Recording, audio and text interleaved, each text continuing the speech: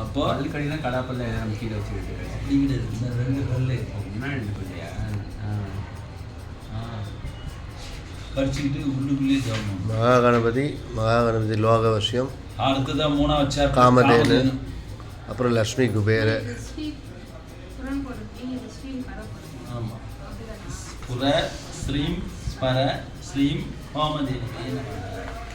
அடுத்த சாப்டர் தான் வரும் காமதேனு. 3வது காமதேனுங்க சார். மகாகணபதி மந்திரம் யந்திரம், மகாகணபதி லோகவசியம். அதை வந்து நம்ம இதை அவாய்ட் பண்ணுறோம். அப்புறம் லக்ஷ்மி குபேர. இது பண்ணுறோம். ஆமாம். லோகவசிய தனவசிய மந்திரம். இதில் இன்னொரு 3வது கணபதியில் இன்னொரு மந்திரம் சொல்கிறாங்க.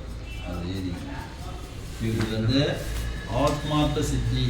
விநாயகர் எனக்கு ரொம்ப பிடிக்கும், அவருன்னா எனக்கு ரொம்ப உயிர், ரொம்ப ரொம்ப இஷ்டமான ஒரு விஷயம் அப்படின்றவங்க இந்த மந்திரத்தை வந்து நீங்கள் தினம் அதிகாலை வேலையில் மகா கணபதி பண்ணிவிட்டு அப்புறம் இந்த மந்திரத்தை அவருக்கு ஜெபம் பண்ணணும்.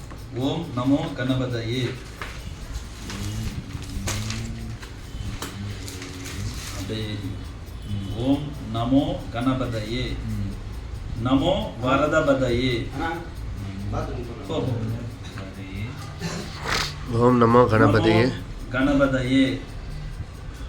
திருப்பி நம்ம கணபதி. ஆமாம். நமோ கணபதையே நம.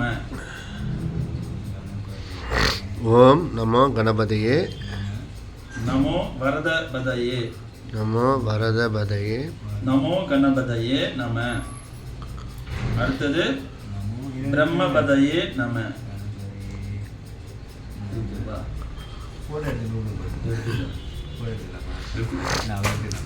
பிரம்மபதையே. இது மட்டும் இருக்கும். இது மட்டுமா? இது மட்டும் இருக்கும்.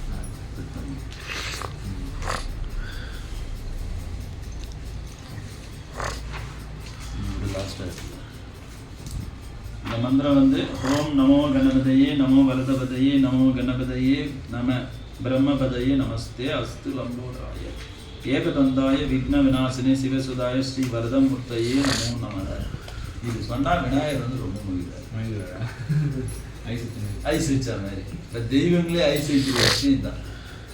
அதை வந்து ஆத்மார்த்தமாக நம்ம பூஜைக்குள்ளே பண்ணும் பொழுது அவர் வந்து நம்ம மேலே ஒரு அன்பும் ஆசையும் அக்கறை ஒரு மாதிரி பையன் நல்லா பண்ணுறான்பா, நல்லா செய்யும், இவனுக்கு நல்லா அருமை செய்யணும்.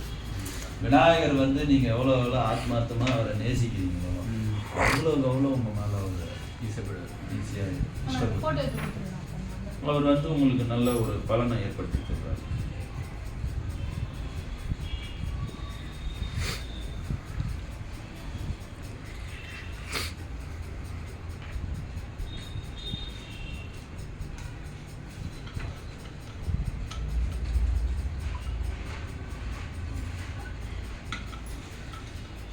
காமதேனுக்குள்ளார போயிடும். ஸ்ரீவித்யாவில் முதல் படி மகா கணபதி பூஜை. மொத்தம் 12 படிகள் இருக்குது ஸ்ரீவித்யாவில். ஸ்ரீவித்யை படிக்கும்போது 12 படி இருக்கு.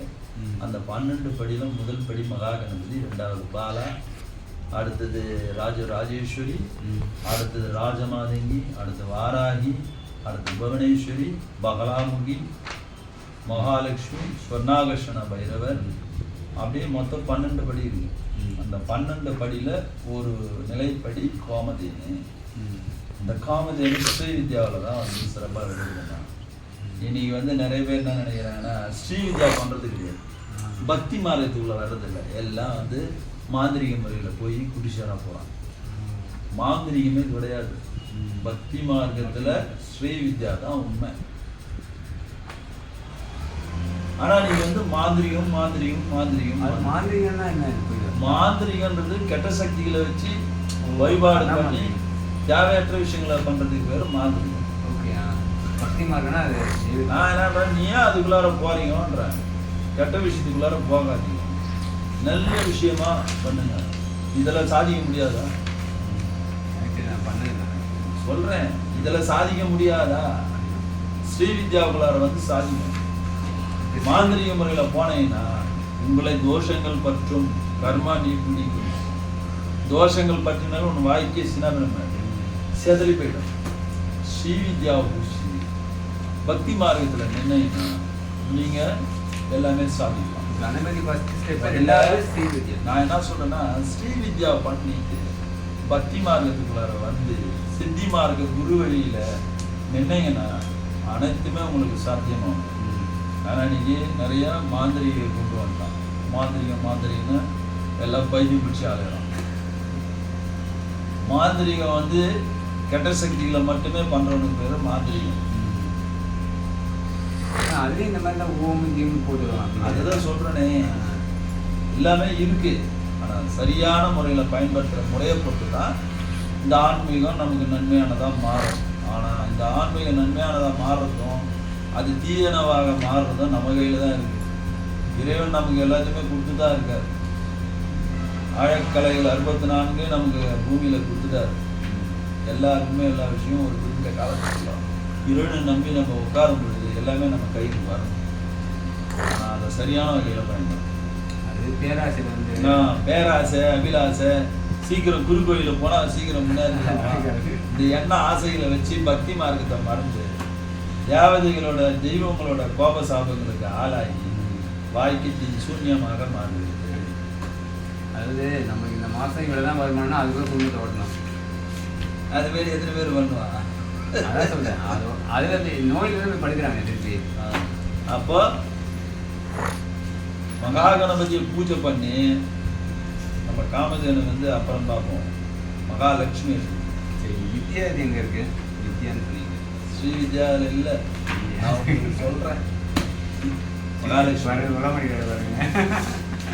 ஸ்ரீவித்யாவை நம்ம தொட்டு காட்டுறோம். ஸ்ரீவித்யான்றது தொட்டு காட்டுறோம். இப்போ மகாலட்சுமி வழிபாடு. சரி, மகா கணபதி பூஜை பண்ணியாச்சு, மகாலட்சுமியை பூஜை பண்ணணும். அப்போ எப்படி முறையாக பண்ணாதானே அது நமக்கு முறையாக வரும். சரி, அதே மாதிரி இதில் இன்னொரு ஒரு விஷயம் கொடுத்துருக்கோம். வருடம் முழுவதும் செல்வம் தரக்கூடிய மூலிகை ரகசியம். அது என்னன்னு கேட்டீங்கன்னா சென்னாய் உருவி அப்படின்னு ஒரு மூலிகையில் ஒரு மூலிகை இருக்கு. சென்னாய் உருவின்னு ஒரு மூலிகை பூமியில் இருக்கு. இந்த சென்னாய் உருவி தான் அதனுடைய தலை, இலை, கொண்டை, அதனோட அனைத்து நிலைகளும் சிகப்பு கலர்ல இருக்கும்.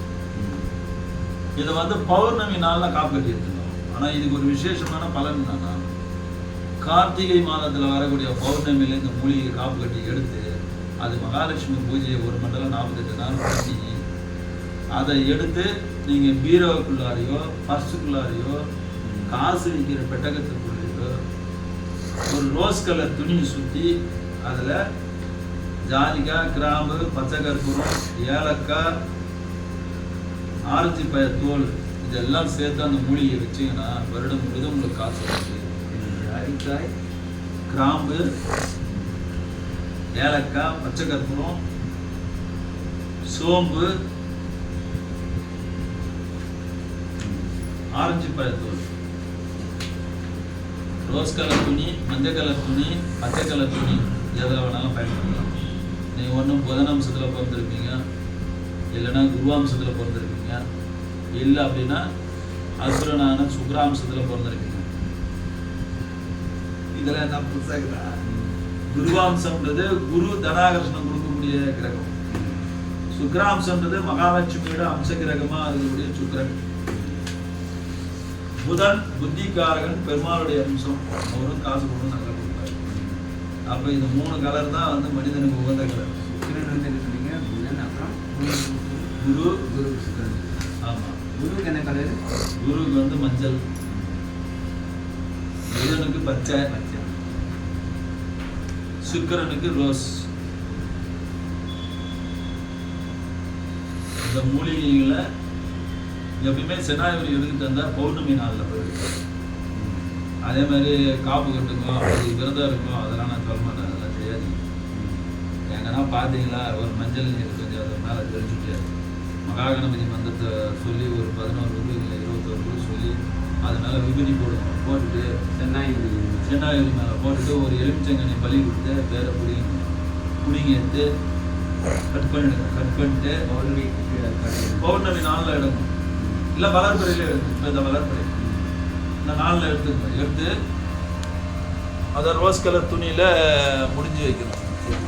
எனக்கு இன்னொரு